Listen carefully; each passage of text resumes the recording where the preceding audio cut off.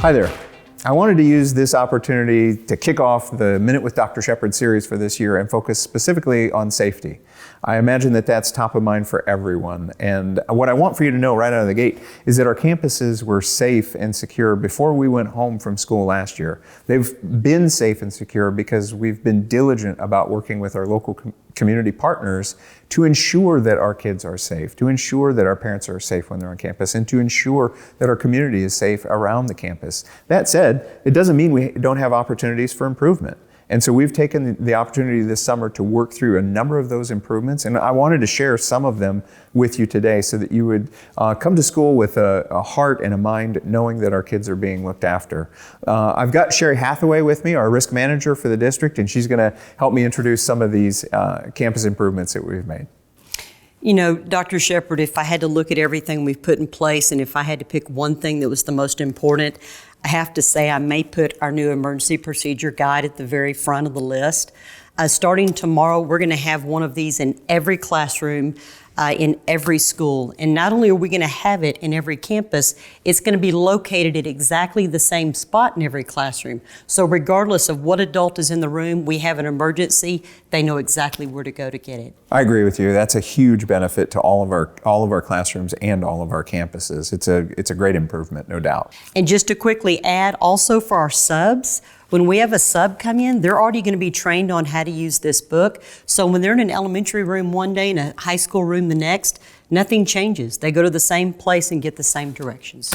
And that's part of the value of having this standard response protocol so that everybody knows what's happening and when it's happening and who's responsible for those tasks. That's a big asset for our district, no doubt.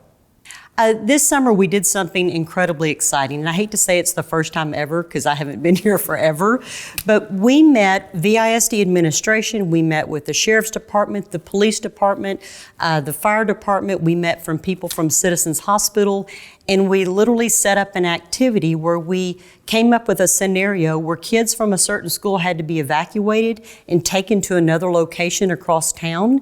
And we had to walk through with our emergency response partners in the community on what that would look like and how are we going to get kids safely back to their parents at this new location. So that was one of the things that we heard from the recent tragedy that occurred, that those processes hadn't happened. So the fact that we did that, I think, is a real value add for all of our campuses, no doubt. One of the things that parents might notice when they come to our campuses this year is also some physical changes to the campus itself, including this delayed entry film installation that we put up on a number of our vestibules, and we're continuing to put it up even here the days prior to the start of the year so that we can have that for all kids. We think that that's a real value add for campus security. Sure. Something else we've put in place are our safe and supportive teams or programs.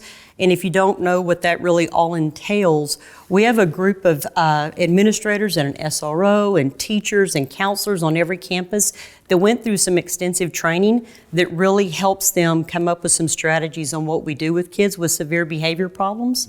So typically in a class, a student will have a behavior problem. If the teacher can't address it, well, it goes to the principal to help change that behavior. But sometimes the behavior is so severe that the principal doesn't necessarily have the fix on how to change the behavior. So now they have a whole team of trained people to take it to so they can discuss how to change that negative behavior and make it a positive. Those wraparound support services are so key, so key. Something that folks might not notice as much, but it's kind of working in the background, is our upgraded security video monitoring services.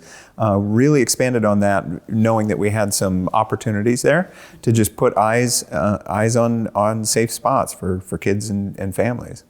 We have, and to add to that, we've got quite a few campuses where now visitors have to go in and we call it getting buzzed in. Mm-hmm. So they literally buzz in, a camera's on them so somebody in the main office can see them. They ask what they're here for, if they're here to check out their child or see a counselor, see a principal. So we get that information before we actually let them inside the building. So the goal this year is for those schools that don't have it to make sure that they do before we end the year. That's awesome. And I think second only to the emergency plan that you showed echoed earlier, I would add the VoIP phone system as well. I think this is something that our district has needed for probably close to a decade. I think some folks don't realize that our phones were so antiquated and so outdated that we were actually having to go to Craigslist to try to find parts for our phones to keep them working.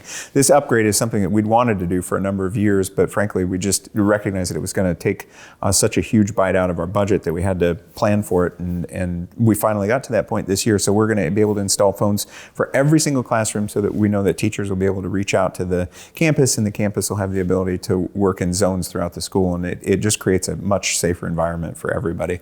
So as you have heard, we have gone through a lot of work this summer to make our campuses even more safe and secure. Really, this is everyone's effort. The most important part when it comes to campus safety is that we have to all take responsibility for keeping our kids safe. And that means every single person who's on campus, whether it's a staff member, teachers, or parents, or the students themselves following a protocol, or even the broader community that surrounds the campus. Safety is everyone's job, and if we're all working together hand in hand, we have the greatest opportunity to keep our kids safe.